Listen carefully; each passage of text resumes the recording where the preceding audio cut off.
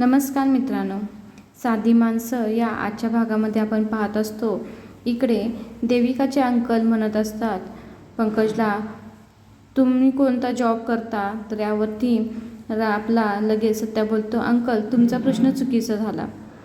तुम्ही तसं नाही विचारत, तू कोणता जॉब शोधतीस असं विचार. हे ऐकल्यानंतर आता निरोपाला राग आलेला असतं. तर निरोपा लगेच बोलते, पंकज तू सांग ना, तुझं शिक्षण किती सांग, तुझ्या डिग्र्या किती आहेत ते सांग असं बोलते. तर यावरती पंकज बोलतो, मी MBA मार्केटिंग झालो आहे. तर यावरती अंकलला काय मार्केटिंग शब्द कळत नाही. अंकल म्हणतो, काय मीठ झालं आहे? अरे वा वा वा, चिकन मटन मस्तपैकी कापती, कर कर कर कर कापती असं करायला लागतो. हे बघितल्यानंतर घरातले थोडेसे शॉक होतात. असे सत्याचे बाबा बघत असं हा असा काय सारखा बोलतोय, कारण की कुठंही वरून शब्द आला का त्याला ते मटन चिकन सूप पाया सूप हे सगळं आठवत असतं. लगेच त्याचे दोन्ही हात cut cut cut cut cut कापायला सुरुवात करत असतात. तर यावरती पंकज पण म्हणत असतं, काय हे अंकल असे का सारखे करत आहे सारखं चिकन मटनवरती. तर यावरती अंकलच्या परत लक्षात येतं, झालं परत त्याने आपण माती खाल्ली. परत म्हणतो, तसं काय नाही रे, काय आहे माहिती आहे का, आमचं दुबईमध्ये खूप मोठं हॉटेल असती, त्या हॉटेलमध्ये चिकन मटन मिळती, त्यामुळे मी तुला सांगत असतो चिकन मटनबद्दल. आता देविकाचं म्हणते, बाई घेतलं कसं तर ह्याला सांभाळून. यावरती अंकलनं मस्तपैकी आपलं सांभाळून घेतलेलं असतं. आणि आमच्या दुबईतल्या मोठ्या हॉटेलमध्ये फेमस हॉटेल आहे, मटन शॉप मोठं फेमस आहे असं सांगतो.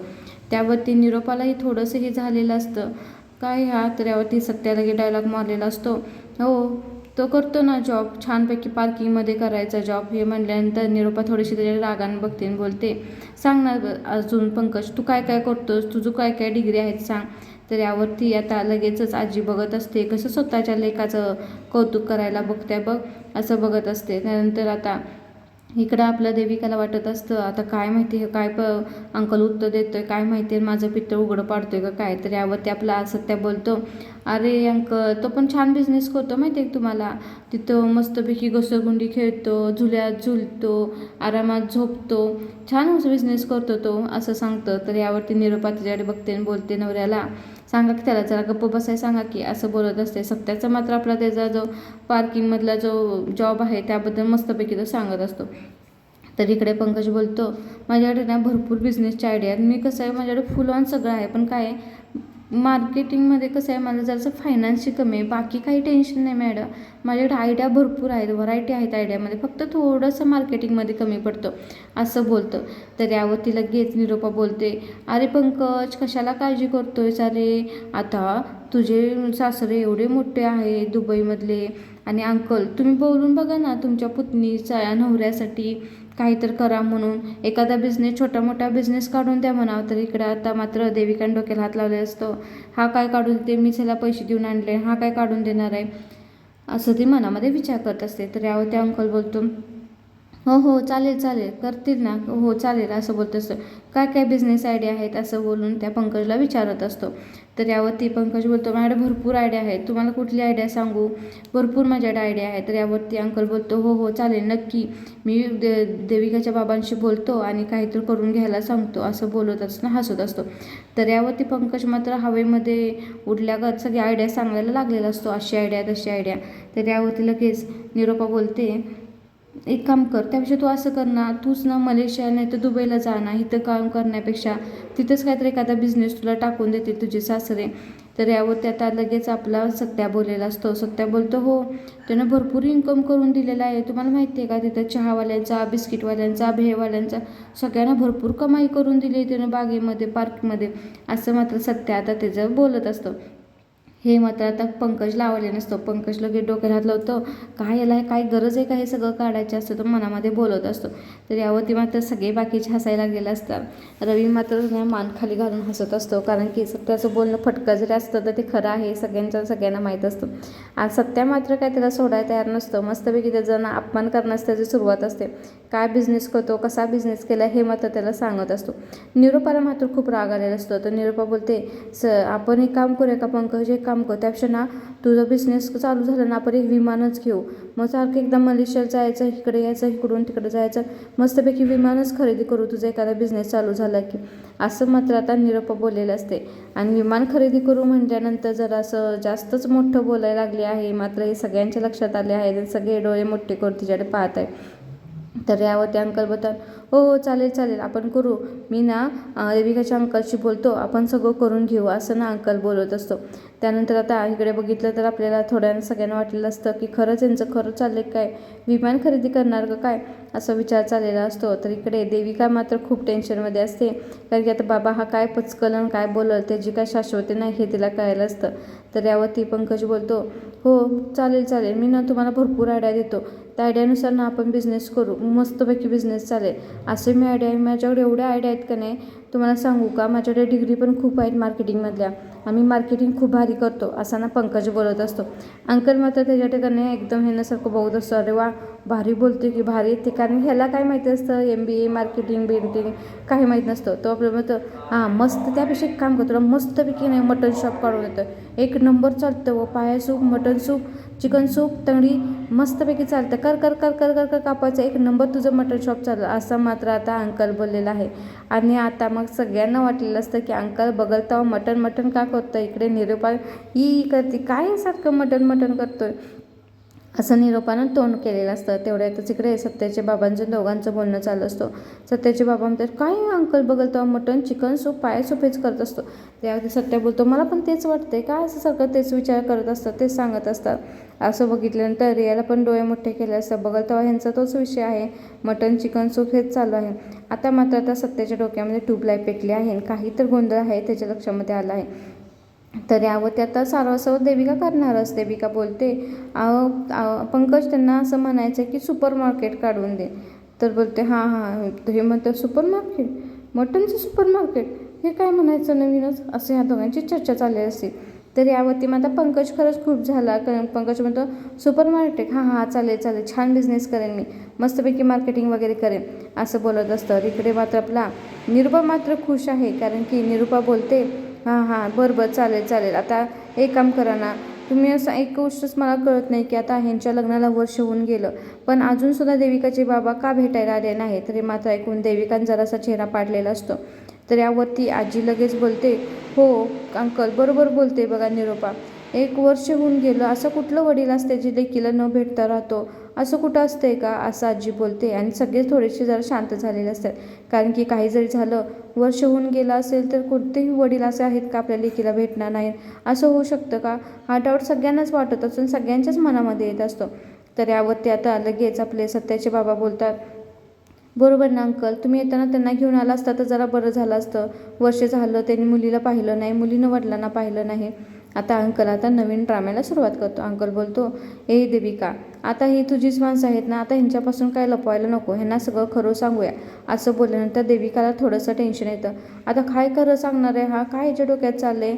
तर यावरती अंकल आपली रडून सुरुवात करतो, म्हणतो आमच्या देविकाचा बाबा आहे, इतकं काम करतो, इतका बिझनेस करतो की त्याला घरातल्यासाठी वेळ नाही, त्याच्या माझ्या वहिनीला सुद्धा त्यानं वेळ दिला नाही, माझ्या वहिनीला कधीही वेळ दिला नाही. आणि देविका बरोबर तेच झालं, आणि आता त्याला खूप बोलायचं असतं देविका बरोबर, पण देविकालाच फोन उचलत नाही, देविकालाच बोलायचं नसतं, कारण की त्यानं कधीही देविकाला बायकोला मुलीला कधीच वेळ दिला नाही, असं सांगत असतो. आणि परत तो म्हणतो अचानक की आमच्या वहिनीला कॅन्सर होता म्हणल्यानंतर मात्र सगळे थोडेसे शॉक झाले होते, खरंच वहिनीच्या आईला कॅन्सर होता, असं रवीलाही वाटलं होतं. इकडे पंकजचाही चेहरा बघण्यासारखा झाला होता, कारण की तीही कधी बोलली नव्हती की आईला कॅन्सर होता, त्यामुळे सगळे थोडेसे शॉक झाले होते.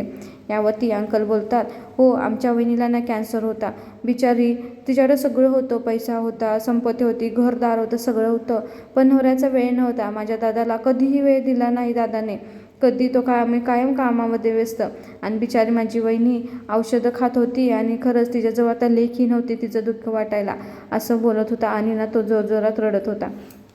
आता मात्र त्यानं काय केलं होतं, त्याच्या आईचं एक काय तर आजारपणाचं वाहना सांगून एक काय तर डायलॉग मारलेला असतो आणि रडत असतो.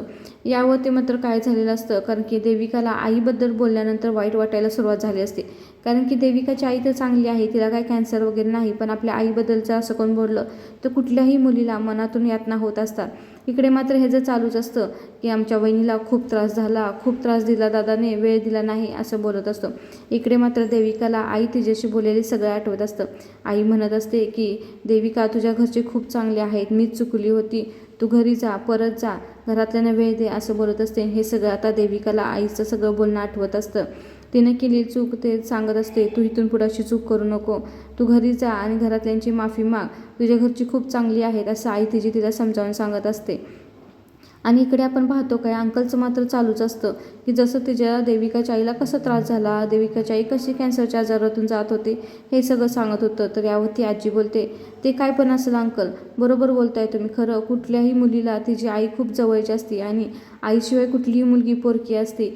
जिची आई नसती ना तिलाच ह्या भावना यातना खरंच समजू शकतात. कारण की लग्नानंतर तर कुठल्याही मुलीला आईची एवढी आठवण येत असते, पदोपदी आईची आठवण होत असते. प्रत्येक फेजमधून जी आई जात होती ती फेजमधून ती जात असते आणि मुलीला फक्त आणि फक्त जास्तीत जास्त जवळीक आईचीच असते आणि ती फक्त आणि फक्त आईच आहे जी जगामध्ये कुठलीही व्यक्ती नाही जी आईची जागा घेऊ शकेल असं सगळ्यांना खरंच ती खरी गोष्ट सांगत असते. तर यावरती मात्र देविकाला तिच्या आईची खरंच खूप आठवण आलेली असते. आणि तेवढ्यातच म्हणतो ना, जेव्हा आपलं नातं मनाशी जुळलेलं असतं तेव्हा ते कनेक्शन होतं आणि तिच्या आईचा आता फोन आलेला असतो. आणि आईचा फोन आल्यानंतर ती पाहते तर काय आईचा फोन आहे. मग तिला ते परत आठवायला लागतं की आई आपली किती समजावून सांगत होती आपल्याला, पण आईशी आपण कधीही नीट बोललो नाही. त्यानंतर तिला खूप रडू येतं आणि देविका सगळ्यांना बोलते मी आतमध्ये जाते. आणि ती आतमध्ये जाते, पण सगळ्यांना असं वाटतं की तिच्या आईचा कॅन्सर झालेला विषय चालल्यामुळे तिला वाईट वाटलं असेल म्हणून ती आत गेली असं. इकडं देविका मात्र आईशी फोनवर बोलण्यासाठी गेलेली असते. आणि आता यावेळी मात्र देविका आईवर चिडचिड न करता रडत रडत बोलत असते. काय झालं आई, फोन का केला होतास? तर यावरती तिची आई बोलते, काय नाही गं, त्या दिवशी रागाने निघून गेलीस, परत काय फोन नाही काय नाही, काय सांगितलं नाहीस म्हणून केला. तर यावरती देविका रडू लागते आणि बोलते, आई मी तुझ्याशी कधीच सरळ बोलली नाही गं, मी तुझी कधीच काळजी घेतली नाही, तू चांगली आहेस ना, राजू चांगला आहे ना, तुम्ही चांगले राहा अशी बोलत असते. तर यावरती तिची आई बोलते, काय झाले तुला असे का बोलायला लागलेस आज, तिकडे सगळं ठीक आहे ना, सगळे चांगले आहेत ना असं तिची आई बोलत असते. तर यावरती देविका बोलते, हो सगळं ठीक आहे, तू काळजी करू नको, तू चांगली आहेस ना, मला एवढं सांग असं देविका बोलत असते. तर आई बोलते, काही काळजी करू नका, आम्ही चांगलं आहे, पण तू रडतेस का कशाला, तुला कोण काय बोललं आहे का, तिकडं काय झालं आहे का असं आई बोलत असते. तर देविका बोलते, नाही आई इकडं सगळं ठीक आहे, मी आता थोडीशी कामामध्ये आहे, मी तुला नंतर फोन करते, पण तू तुझी काळजी घे. आणि ना ती आईची माफी मागत असते कारण की तिला खूप वाईट वाटलेलं असतं. तिच्या आईचा विषय निघाल्यानंतर आपली आई आपल्यासाठी किती करत असते ना, आपण आईशी कसं बोलते हे जी तिला थोडीशी आता जाणीव झालेली असते. आणि म्हणून ती आईची माफी मागत असते आणि आईवरती बरोबर बोलताना ती मात्र रडत असते. आणि आई मात्र तिची तिकडून बोलत असते कारण की कोणत्याही आईला न बोलता मुलीच्या सुरावरून समजतं की मुलगी शांत आहे, रडत आहे का तिला टेन्शन आहे. आणि आईला मात्र आता फोन ठेवल्यानंतर वाटतं आज काही तर वेगळं झाले आहे, देविका आज अशी का बोलत होती, काय तर तिला झाले का, तिला कुठल्या गोष्टीचं वाईट वाटले का असं तिच्या आईला वाटत असतं. त्यानंतर मात्र आपण बाहेरून पाहतो तर इकडे अंकलचा ड्रामा काय चालूच असतो. माझ्या भावाला म्हणतो कसलाही वेळ नाही, माझ्या वहिनीची कसलीही काळजी घेतली नाही, वहिनीला माझा वेळ दिला नाही, आणि माझी वहिनी गोळ्या खात होती आणि कॅन्सरशी झुंजत होती. आणि त्यानंतर काय झालं माहिती आहे का, माझी वहिनी गेली कॅन्सरमध्ये तडफडून गेली. हे ऐकल्यानंतर मात्र त्या देविकाला खूप वाईट वाटलेलं असतं कारण की ते आई मेली हे म्हणल्यानंतर तिला वाईट वाटतं कारण की आपली आई तर जिवंत आहे आणि जिवंतपणेच आपल्या आईला आपण एखाद्या ड्राम्यामध्ये मारत आहे हे ऐकून तिला वाईट वाटतं. आणि हा आकडा अंकल मात्र डोळे पुसत असतो आणि माझी वहिनी तडफडून मेली अशी बोलत असतो आणि डोळे पुसत असतो. हे मात्र आता देविकाला सहन होत नाही. देविका फटकन बोलते, माझी आई जिवंत आहे, माझी आई मेलेली नाही असं ती जोरात मोठ्यानं ओरडून बोलते. तिचं हे बोलणं ऐकून सगळी मात्र शॉक होतात कारण की सगळ्यांना माहीत असतं देविकाची आई मेली म्हणून. त्यानंतर इकडे निरोपा येते बोलते, काय म्हणलीस देविका, तू तर आम्हाला सांगितलं होतंस की तुझी आई मेली म्हणून आणि आता तू सांगतेस की जिवंत आहे म्हणून, असं ना तिला उलट प्रश्न विचारते. उलट प्रश्न विचारल्यानंतर आता देविका स्वतःच्याच मनाला सावरत आता सारवा करते. म्हणते, आई माझी आई जिवंत आहे, माझी आई जिवंत आहे म्हणजे माझ्या मनामध्ये जिवंत आहे, ती जरी शरीराने जरी नसली तर ती काही माझ्यासोबत असते असं मला वाटतं, माझ्या मनामध्ये माझी आई आहे असं ती उलटा सगळी सारवा करते आणि इमोशनल ब्लॅकमेल सगळ्यांना करते. आता निरोपा ही थोडीशी इमोशनल होते आणि वाटतं आपण असं कसं तिला बोललो.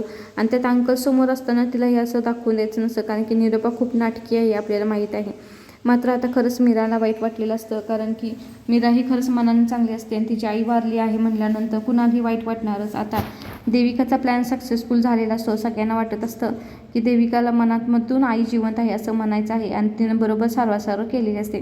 तर यावर निरोप बोलते, अगं देविका असं कशाला म्हणतेस ना, मी आहे ना तुझ्यासमोर, जरी तुझी आई मनामध्ये असली तर मी आहे तुझी आई, सासू नाही, मी तुझी आईच आहे, तुझ्याजवळ आहे ना मी, काळजी करू नको. तुला कधी काय वाटलं तर माझ्याजवळ येत जा. माझी लेकच आहेस गं तू, माझ्या पोटच्या पुरीसारखी आहेस तू. असं मात्र निरूपा सगळी नाटकं बोलत असते. आणि हे सगळं आपल्या अंकलसमोर तिचा ड्रामा चालू असतो, कारण की आपल्याला माहीत आहे ती देविका असो का मीरा असो ती कशी बोलत असते. त्यानंतर मात्र तिला मिठीमध्ये घेते आणि बोलत असते, रडत असते, काळजी करू नको, मी आहे ना तुझ्या आईजवळ, असं बोलत असते. आणि हे सगळं बोलणं ऐकून बाकीचे सगळे ऐकत असतात. यावरती सत्य मानत असतो, खरंच या निरोपाला काय तर ना अवॉर्ड द्यायला पाहिजे, कसलं नाटक करते असं तो मनामध्ये म्हणत असतो. इकडे मात्र आता अंकल हे पाहून खरं आश्चर्य वाटलेलं असतं आणि अंकल बोलतो, वा मला पटलं. तर यावरती लगेच देविकाची सासू बोलते, निरोपा बोलते, अंकल तुम्हाला पण विश्वास बसला ना. तर यावरती अंकल बोलतो, नाही मला विश्वास बसला नाही. विश्वास बसला नाही म्हणल्यानंतर थोडेसे त्याला टेन्शन येतं. असं का अंकल बोलला. तर अंकल बोलला की विश्वास नाही तर मला आत्मविश्वास बसलेला आहे की माझ्या आता लेकीला काळजी घेण्यासाठी ह्या सगळे घरचे आहात तुम्ही. तिची आई जरी जवळ नसली तर सासू म्हणून तुम्ही तिच्या जवळ आहेत, असं अंकल बोलत असतो. आणि देविका मात्र आपली मांजरासारखी मान खाली घालून शांत बसत असते आणि सगळ्यांचं इमोशनली सपोर्ट घेत असते. आणि त्यानंतर आता निरूपा मस्तपैकी तिची काळजी घेत असते आणि तिला दाखवून देत असते अंकलला की सून नाही तर लेक म्हणून आम्ही तिला सांभाळतो, असं दाखवून देत असते. तर इकडं मात्र सत्याला ही जी नाटकं खरंच खूप वाईट वाटत असतं. किती बाई नाटकं करते, म्हणजे अंकल पुढं किती ड्रामा करते, हिला एखादा अवॉर्डच द्यावा ड्रामाचा, असं ना सत्याला वाटत असतं. त्यानंतर आता सत्या काय बोलतो, चला अंकल आता तुम्ही झालं, आता जेवण वगैरे झालं, चला मी तुम्हाला सांगली फिरून आणतो, असं बोलतं. तर इकडे अंकल बोलतो, हो मला तुम्हाला सांगायचं राहिलं की मला खरंच सांगतो, मला विश्वास नाही तर आत्मविश्वास बसलेला आहे की माझी मुलगी ह्या घरामध्ये सेफ आहे. माझा दादा जरी वेळ देत नसला तरी तुम्ही सगळे तिच्यासाठी उभे आहात, हे बोलून सगळं मला खरंच छान वाटलं आहे, असं आता अंकल बोलत असतो. आणि काय जरी केलं तरी का बिना आईची पोर आहे ती, तुम्ही तिची काळजी घ्या, असं रडून रडून घरातल्यांना सांगत असतो. आणि त्याचा ड्रामा चाललेला असतो. पण तो मनामध्ये विचार करतो, हिला काय झालं होतं, मध्ये सांगितल्या स्क्रिप्टनुसार तर मी सगळं बोलत होतं, मध्येच हिनं काय आता इमोशनली आणलं होतं, ह्यानं थोडासा विचार केला होता. तर यावरती आता देविकाही थोडीशी शांत झाली असते, विचार करते आता हा अंकल अजून काय तर बोलण्यापेक्षा चला त्याला आतमध्ये रूममध्ये घेऊन जाते, असं ते विचार करते. पण अंकलला बोलते, चला अंकल आता तुमची झोपेची वेळ झाली आहे, जेवण झाल्यानंतर अंकलनं झोपायची सवय आहे. तर आता अंकल मधीपाचा दिसना बोलतो, काय नाही ती सवय मोडली बेबी माझी, आता मी दुपारचं झोपलं की मला रात्रीची झोप लागत नाही, त्यामुळे मी आता दुपारचं झोपत नाही. तर यावरती आपला सत्या बरोबर चान्स मारतो आणि बोलतो, अंकल चला मी तुम्हाला मस्तपैकी सांगली फिरून आणतो माझ्या गाडीतून, असं अंकलना बोलतो. तर यावरती मात्र त्या देविका लक्षात येतं, जसं ह्याच्यावर गेली तर सगळा प्लॅन फ्लॉप होईल. म्हणतो नको नको, अंकलना झोपायचं असेल नको, त्यांना गरज नाही आता फिरायला जायची. आणि अंकलना ॲसिडिटी होते ना, आधीच प्रवास करून आलेत, आता परत आणि ॲसिडिटी होईल. आणि ती मनामध्ये विचार करते, आता जर सत्याबरोबर जर बाहेर गेला हा अंकल तर माझं सगळं भांडं फोडणार आहे, हे तिला मात्र माहीत असतं. कारण की सत्या म्हणजे काय हे चीज तिला चांगलंच माहिती असतं. मग ती काय करते, पंकजला बोलते, पंकज तुम्ही पण जा ना त्याच्याबरोबर, अंकलबरोबर जा. तर पंकज म्हणजे नाही नाही नाही मला आता झोप आली आहे, मस्तपैकी मला झोपायचं आहे. तर यावरती आपला सत्या परत डायलॉग मारतो, बोलतो, हो दुपारी जेवल्यानंतर त्याला बागेमध्ये मस्तपैकी झोपायची गवता सवय आहे ना, त्यामुळे त्याला झोप आली असं. तर अंकल बोलतो, काही नाही मी येतो, मला पण जरासं फिरून यायचं आहे, चल मी येतो सत्या तुझ्याबरोबर, असा अंकल आता तयार झालेला आहे. तर यावरती मात्र देविका सासूला खुणवते आणि बोलते, तुम्ही सांगा ना पंकजला अंकलबरोबर जायला. मग आता काय करते निरोपा, लगेच पंकजावर जाऊन उभा राहते आणि बोलते, पंकज जा, येतोय अंकल येतोय, हां पंकज पण तुमच्याबरोबर येतं. तर पंकज नाही म्हणत असतो. तर पंकजला मात्र निरोपा हळूच कुरबुर करत बोलते, अरे असं काय करते, जा ना, हाच वेळ आहे त्यांच्याकडे पैसे उकळून काढायचा बिझनेससाठी, मस्तपैकी दाखव ना तू चांगला जावयास, इम्प्रेस करणार त्यांना, असं सांगते. हे सगळं आता बाकीचे थोडेसे ऐकत असतात, कारण सगळ्यांना डाऊट असतो निरोपा कशासाठी त्याला पाठवणार आहे हे सगळ्यांनाच माहीत असतं. मग आता लगेच पंकज आईचं म्हणण्यानुसार तयार झालेला असतो. बरोबर बोलतो, ठीक आहे चला मी येतो. आणि पंकज तयार झाला, कारण पंकजला आता फायनान्स पाहिजे असतो आणि आता अंकल फायनान्स देणार असं त्याला आशा वाटत असते. त्यानंतर आता देविका बोलते, नशीब आता हा तर तयार झाला जाण्यासाठी, पण तिच्या डोक्यामध्ये चाललं असतं, जोपर्यंत आता या सत्या घेऊन त्यांना घरी येत नाही तोपर्यंत माझ्याकडनं खरंच टांगती तलवार लागणार आहे, असं तिला वाटत असतं. निरूपा मात्र खुश झालेली असते, कारण की आता पंकज सासऱ्यांबरोबर बाहेर जाणार आहे. त्यानंतर आता पंकज बोलतो, चला मी येतो तुमच्याबरोबर. आणि आता सत्या, पंकज आणि सासरे बुवा निघाले असतात बाहेर चांगले फिरायला. आणि ते पाहून थोडंसं टेन्शन नक्कीच आता थोडं काही जास्त म्हणलं तर चालेल देविकाला, कारण की सत्या कसं काय करून बोलून काढू शकतो हे सगळं आपल्याला माहीत आहे. नंतर आपल्याला उद्याच्या भागाला पाहायला मिळणार आहे. इकडे आजी मीराला बोलत असते, हे अंकल काय तर मला विचित्र वाटत आहे. तर मीरा बोलते, हो आम्हा दोघांना पण असंच वाटत आहे. तर यावरती आजी बोलते, मग आता काय करायचं, आपण कसं ह्यांचं भांडं फोडायचं. तर मीरा बोलते, काळजी कशाला करताय आजी तुम्ही, आता आपल्याला तुम्हाला माहिती आहे ना सत्याची सत्या घरी कणा कशी आहे ती, आता बरोबर त्या अंकलचं भांडं फोडणार. हे सगळं आता ह्या दोघी बोलत असतात आणि हसत असतात आणि हे सगळं मात्र देविका लपून ऐकत असते. आता देविकाला खूप टेन्शन आलेलं आहे की आता सत्याची सत्या घरी अंकलचं भांडं कसं फोडणार आहे आणि आपलं कसं होणार आहे याचं तिला मात्र आता टेन्शन आलं आहे. आता यासाठी आपल्याला नक्कीच उद्याचा भाग पाहावा लागणार आहे. हा भाग म्हणा इथेच संपत आहे.